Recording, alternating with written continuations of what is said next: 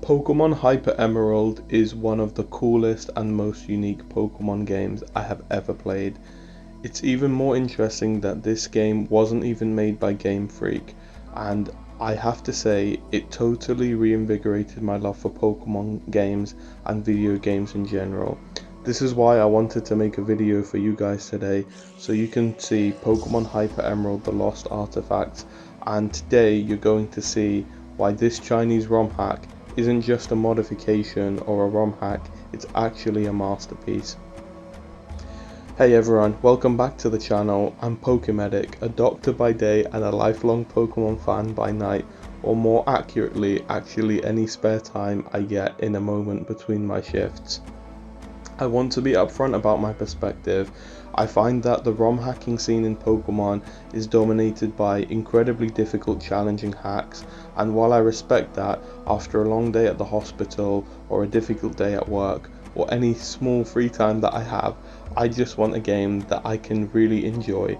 I want to pick it up and get lost in the world, make some progress, more importantly have some fun, and put it down without feeling like I'm grinding against a brick wall or I'm not really enjoying the experience. I was looking for a Pokemon game that was passionate, complete, and above all, really fun and enjoyable.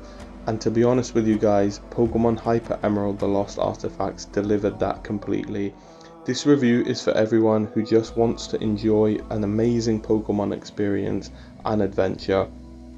Right from the start, this game signals that it's something special.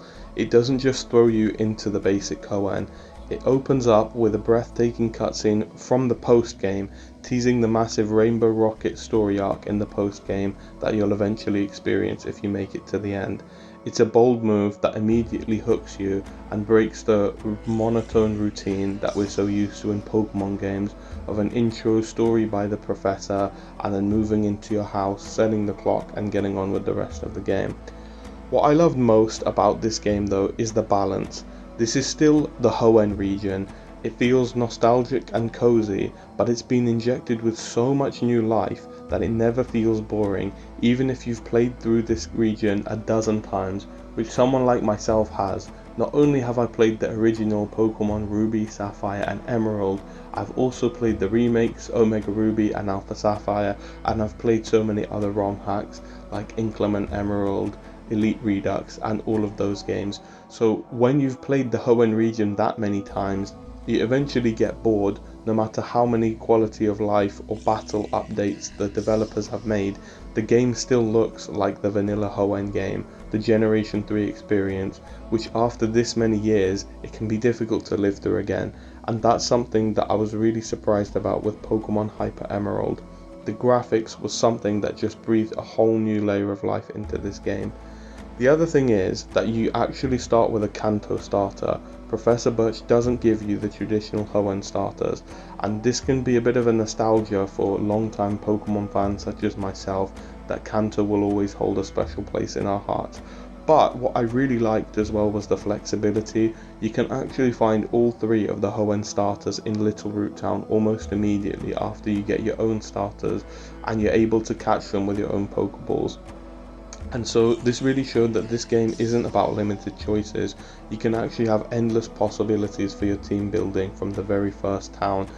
You can actually turn up to the first gym with a full team of at least 4 starters, your Kanto starter and your 3 Hoenn starters, or you can make it a trash lock if you're someone who's into difficulty. You can catch your Pidgeys, you can catch your Zigzagoons, your Caterpies, and try and make the game challenging through that way. Or you can just build whatever team you like, and that's why I really enjoyed playing this game. The other thing as well is modern mechanics have been seamlessly integrated into the game. There's a physical special split, the fairy type, and moves from newer generations have come as well. It just makes the combat system feel modern, unique and complete. The other thing I really appreciated, and I know a lot of hardcore fans get triggered by this, but I really enjoyed the EXP share. It's a godsend for someone like me who has limited time. It removes the grind without removing the challenge, and although this is something that in later generations like Pokemon X and Y, people criticized it for making the game too easy, this is something that I really appreciated. The other thing as well is, because this game has a combined Pokédex, which I think goes up to Generation 8, there's actually a benefit as well, because it means that you can chop and change new members into your team and you won't have to worry about excessive grinding to bring them up to scratch. The other thing I really liked, I'm sure every Poké fan has their own gimmick which they like the most, whether that's Z moves, Dynamaxing, Terrestrialization, but I honestly feel that Mega Evolution was the best, and I don't think it's got better since they've got rid of Mega Evolution, and I was really happy to see that Mega Evolution has come back into this game, and it's not just a gimmick they've thrown in. The majority of the gym leaders will use a Mega Pokemon against you. There are key story battles where you'll have to use Mega Evolution, or your opponent will be using Mega Evolution, and they've also added new Mega Evolutions as well, like Mega Flygon, and new quests behind them. So I really enjoyed that aspect of the game as well. I wanted to dedicate a whole section to the post game of this game because I believe that this is something where the developers really shined. If the main game, Pokemon Hyper Emerald, is a modernized love letter to Hoenn, the post game is where the developers truly unleash their passion. As a fan who's been bitterly disappointed by the lack of a substantial post game in titles like X and Y or Sun and Moon, this felt like a gift.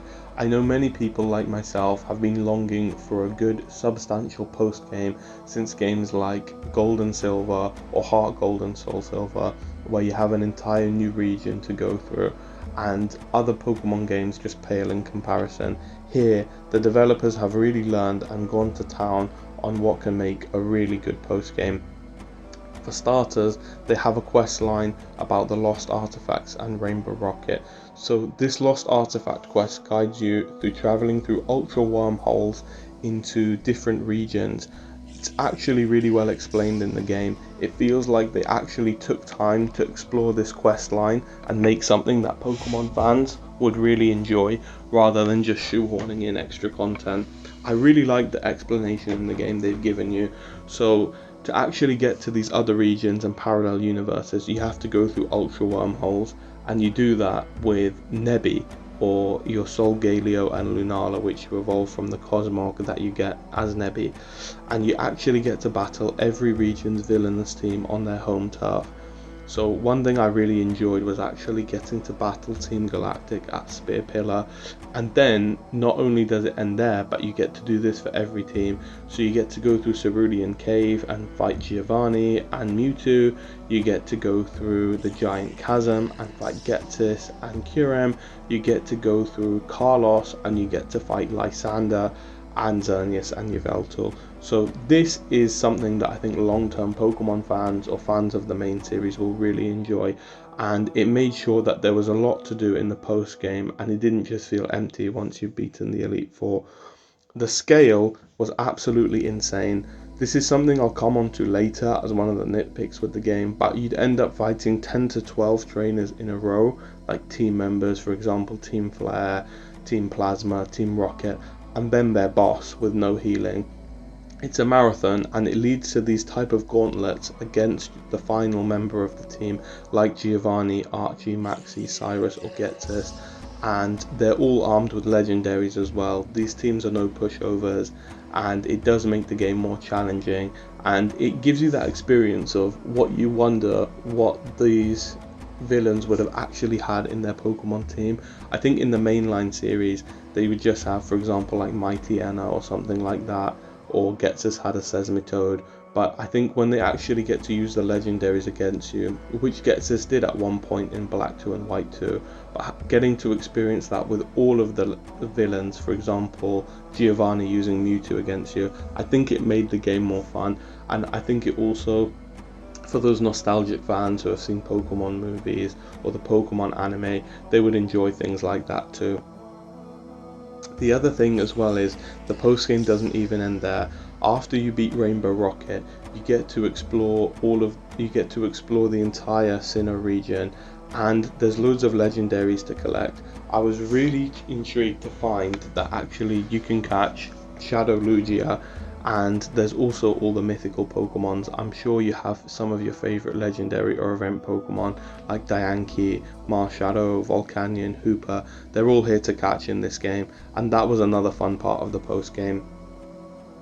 One thing I did find difficult, and some nitpicks I had with the game, because no game is perfect, and I just want to preface this with the fact that this is a fan game, this is a ROM hack, this isn't something that somebody made with a massive budget or a developing team like Nintendo or Game Freak, so of course there's going to be some flaws. But some things I found where there would be some random freezes. One of these actually happened in a cave where you fight Mega Flygon below Meteor Falls, and another time the game kept crashing before I fought Lysander in the Carlos Forest in the post game. The way I got around this was actually to have two versions of the ROM. I had a 5.6 version, which I think is a fan translation with extended English audio, English subtitles, and the original 5.5, which was the final release by the developers. This release is more stable, but it has more kind of Chinese text that hasn't been translated. So what I did was I didn't use save states. I saved the game manually in the game, and then I copied that save and I transferred it from the 5.6 to the 5.5 version, and this was able to get me through all of those freezes. But I appreciate it's not the easiest way to go through to actually overcome that issue. The other issue I have, which you'll be able to see if you're watching the video, is you can actually see that I've changed the emulator that I'm using. I'm not sure exactly what happened.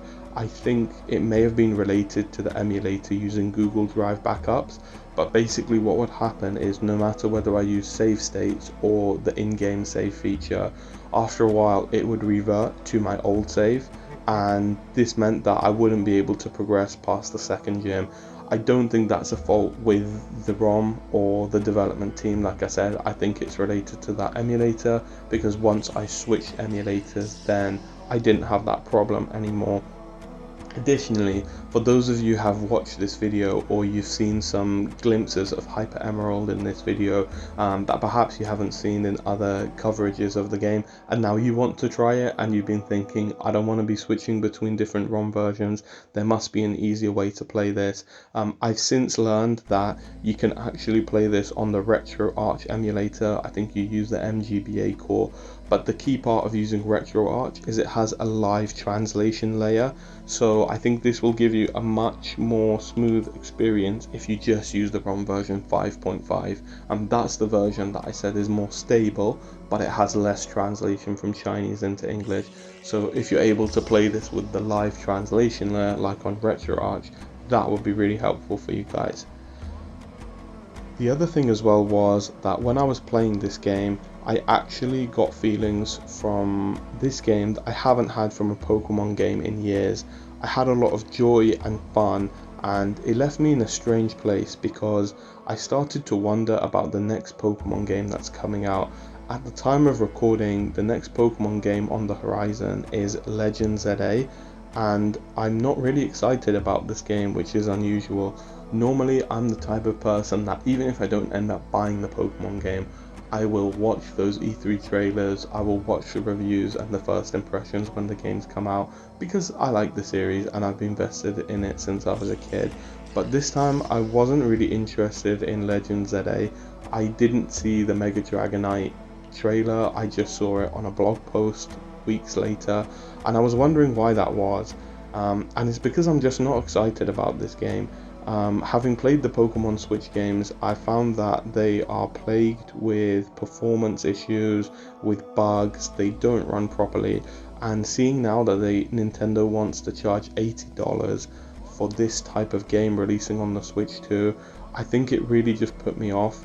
When you see these fan games or these ROM hacks or the passion that fans put into the series, it just shows you what is really missing in the mainline Pokemon games, and it made me feel at odds with actually wanting to buy the next Pokemon game.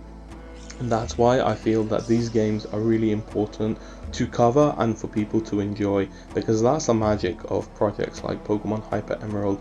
It's made for fans by fans, and you can actually feel the palpable passion that they have when you see, for example, in Hyper Emerald, they've redesigned the entire Hoenn region, they've created new tile sets, they've added extra locations, extra Pokemon, they've added a complete Pokedex from generation 1 to 8, when, for example, in the mainline game, you have people complaining about the dex cut. I think it shows you that these people really know actually what makes a good Pokemon game, and that's why I think it's so important to enjoy these things and to see actually what people can create and how fun these games can be when they're created with love and not just a release schedule or merchandise to sell in the background. So who is this game for? Honestly, I think every Pokemon fan should try it, even if you don't think it's your ideal hack, even if you're the type of person who likes Nuzlocke or trash locks. I think the sheer passion and the volume of content is really something that you can enjoy, and I think it's something different than most Pokemon games, including ROM hacks, but especially if you've been playing mainline games or ROM hacks or fan games and you feel like something's just been missing. I think it's definitely worth giving this game a shot. I think it's not just a ROM hack, it's one of the most enjoyable Pokemon games I've ever played. It respects your intelligence, your time, and it gives you that nostalgia while also creating something surprising that you haven't experienced before. I think, as I've said, there are a few nitpicks I have with the game and a few difficulties with emulators, but if you're able to overcome that, I think you're in store for a really fun experience. In terms of how to play it, like I said, I'm not going to supply any type of ROM or anything like that. You'll have to get your own perfectly legal copy of Pokemon Emerald and apply some patch files. But like I said, I would recommend playing it through RetroArch with a live translation layer. And if this is something that you're not able to do, then I would recommend playing the 5.6 version and keeping the 5.51 as a backup for when there are issues that you experience. If you enjoyed this deep dive and you want to see a full playthrough of this game, let me know in the comments below. There's so much more I could show you. As for what's next for my channel, I'm actually thinking of doing a Johto game. I want to try and play either Gold Silver Chronicles or the polished and enhanced experience of Scorched Silver with a different story. Let me know which one you'd prefer to see a review of, and thanks so much for watching. If you found this perspective from a busy doctor who just loves fun Pokemon games interesting, please hit the like button and subscribe for more. Take care of yourselves, and I'll see you in the next video.